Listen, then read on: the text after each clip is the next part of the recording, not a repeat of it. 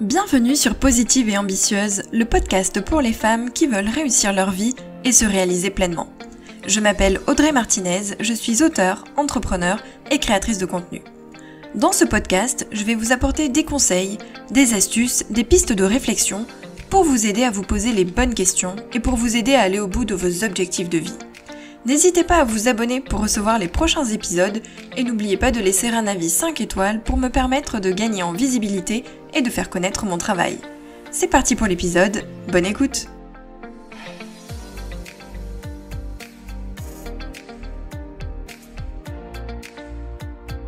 Bonjour à toutes, on se retrouve pour un nouvel épisode entrepreneuriat dans lequel je vais vous parler de la mailing list. Pour rappel, cet épisode est le second d'un dossier concernant la mailing list, le précédent étant l'épisode 8 dans lequel je vous parlais des raisons pour lesquelles vous devez absolument avoir une mailing list. Et donc aujourd'hui, nous allons nous concentrer sur les différentes manières pour la développer, donc pour développer son nombre d'abonnés. Le but, si vous vendez des services ou des produits, c'est forcément de toucher plus de gens.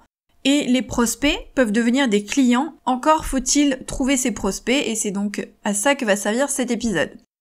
Premier conseil, il est tout simple, c'est que déjà, il faut la créer, cette mailing list. Donc il faut savoir que sur beaucoup de sites, c'est gratuit, jusqu'à un certain nombre d'abonnés. Donc on ne prend pas trop de risques à créer une mailing list. C'est souvent assez simple à mettre en place, notamment si vous êtes sur WordPress pour votre site, puisque il y a beaucoup de widgets, d'extensions qui sont compatibles avec WordPress.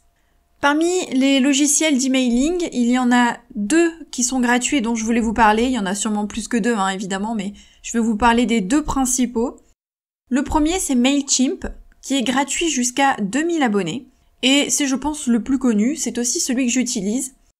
Alors, son interface peut être un peu compliquée, surtout que tout est en anglais. Et au début, il faut un petit peu trouver ses marques. Mais c'est quand même un outil qui est efficace et qui est suffisamment puissant. C'est la solution du coup que j'utilise pour mes 3 sites. J'avoue qu'elle a quand même certaines limites parce que parfois, il est difficile de mettre en place certaines choses. Il n'est pas toujours très simple à prendre en main. Deuxième logiciel, c'est MailerLite, qui est gratuit jusqu'à 1000 abonnés, donc parfait pour débuter aussi. Et il semblerait, je ne l'ai pas testé, donc je ne parle que des retours de collègues qui l'ont essayé, il aurait une interface beaucoup plus intuitive, beaucoup plus facile à prendre en main, il est donc plus simple d'utilisation et surtout il est aussi en français. Deuxième conseil, c'est de mettre en avant votre formulaire. Donc une fois que vous avez créé votre compte sur un logiciel d'emailing, imaginons que vous partiez sur Mailchimp.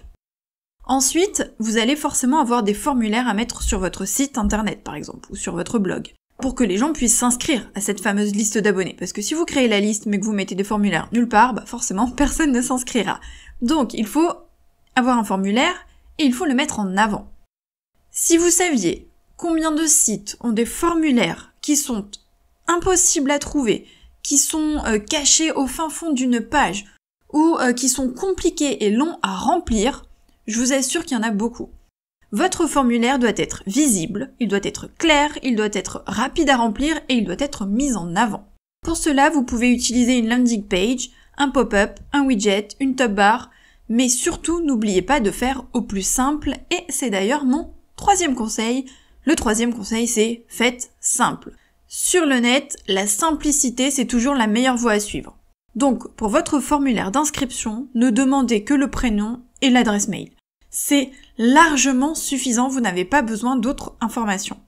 Les gens ont 2 mots à taper et puis ensuite, hop, ils cliquent et ils sont abonnés. Si vous avez un formulaire avec 10 cases à remplir, vous pouvez être sûr qu'il y en a qui vont abandonner avant la fin. 4e conseil, c'est d'expliquer aux gens pourquoi ils doivent s'inscrire à votre liste d'abonnés, donc à votre newsletter. Si vous dites juste « inscrivez-vous à ma newsletter », les gens, honnêtement, ils seront pas tentés du tout. Donc ils ont besoin de savoir pourquoi ils doivent s'inscrire. Il est donc vraiment important de préciser qu'est-ce qu'ils vont tirer de leur inscription, qu'est-ce qu'ils vont y gagner. 5e conseil, c'est le lead magnet ou le freebie. Pour motiver les gens, et ça va un petit peu avec ce que je viens de vous dire, pour les motiver à s'inscrire, vous pouvez utiliser plusieurs astuces. Et l'une des plus courantes, c'est le freebie, c'est-à-dire que c'est un cadeau. C'est du contenu gratuit que les gens vont pouvoir récupérer, télécharger une fois qu'ils seront inscrits. Donc il faut penser que pour transformer un prospect en client, il est indispensable d'instaurer une relation de confiance. Et cette relation, elle passe par le contenu que vous allez lui envoyer. Et le freebie, c'est la première étape, celle qui fera que la personne s'inscrit à votre newsletter pour recevoir davantage de contenu.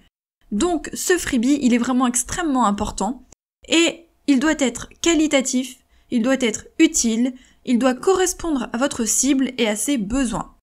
Et surtout, il faut se démarquer parce que c'est une pratique qui est très courante aujourd'hui, tout le monde en propose.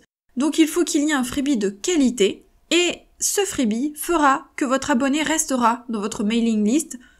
6e conseil, il faut parler de votre newsletter sur les réseaux sociaux et dans vos articles. Les gens ne peuvent pas deviner que vous avez une newsletter. Ils ne sont pas devins et c'est pas eux qui vont aller fouiller votre site à la recherche d'un formulaire. Et sachez aussi qu'une seule fois ne suffit pas. Ce n'est pas parce que vous l'avez dit une fois que c'est bon, les gens l'ont enregistré. Déjà, il y a 3/4 des gens qui n'auront pas vu l'information et il faut le répéter. C'est la répétition qui va marcher. Attention, on est d'accord, il y a répéter et répéter. On va pas harceler les gens pour qu'ils s'inscrivent. On va pas balancer le lien tous les jours, leur envoyer des messages, etc. On est d'accord. Mais par contre, il faut le répéter régulièrement. Donc vous pouvez par exemple mettre le lien sur plusieurs pages de votre site, ou sur vos réseaux sociaux, le partager à plusieurs reprises. Vous pouvez aussi utiliser des formats différents, des accroches différentes, une image différente, un autre formulaire, un lien, bref, pour ne pas lasser les gens, mais il faut quand même le répéter et le dire régulièrement. 7e conseil, c'est de proposer un concours. Les concours, c'est également un excellent moyen de collecter de nouvelles adresses mail.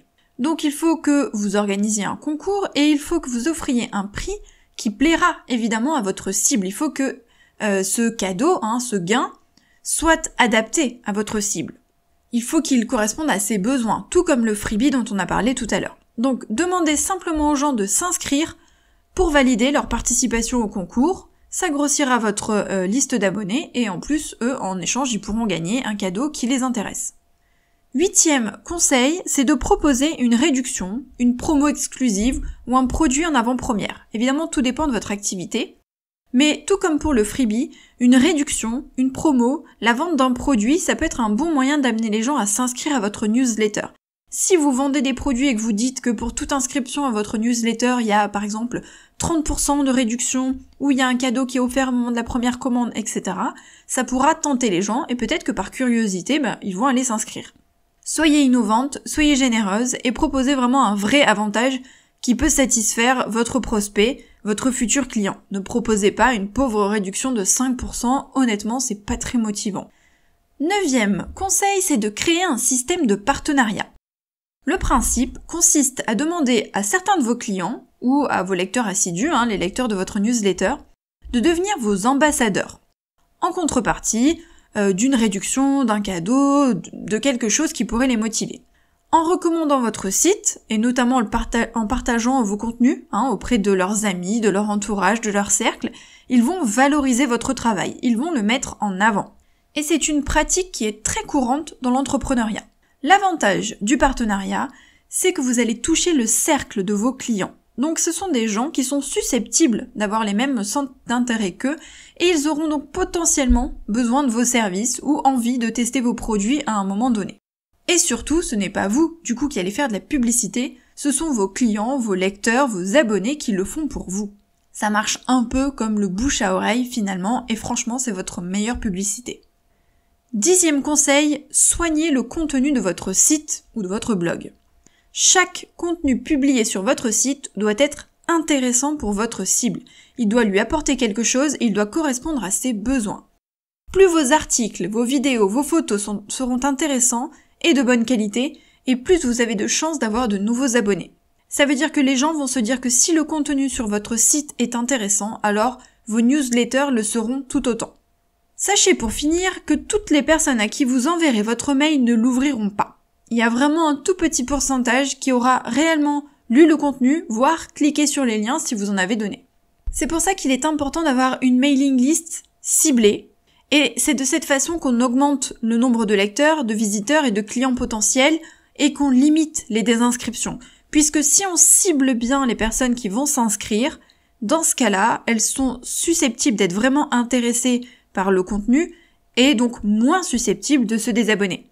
N'hésitez pas à faire régulièrement du tri dans votre liste, soit en contactant directement les personnes, par exemple si vous n'avez pas trop d'abonnés, en leur envoyant un petit mail pour demander pourquoi elles ne lisent pas vos mails, si le contenu ne leur plaît pas, en leur rappelant qu'elles peuvent se désinscrire par exemple si vraiment elles ne sont plus intéressées, ou pour vérifier si les mails n'atterrissent pas dans les spams, parce que ça arrive aussi. Ou alors supprimer directement tous les contacts qui n'ont pas ouvert les mails depuis un long moment, par exemple depuis plusieurs mois.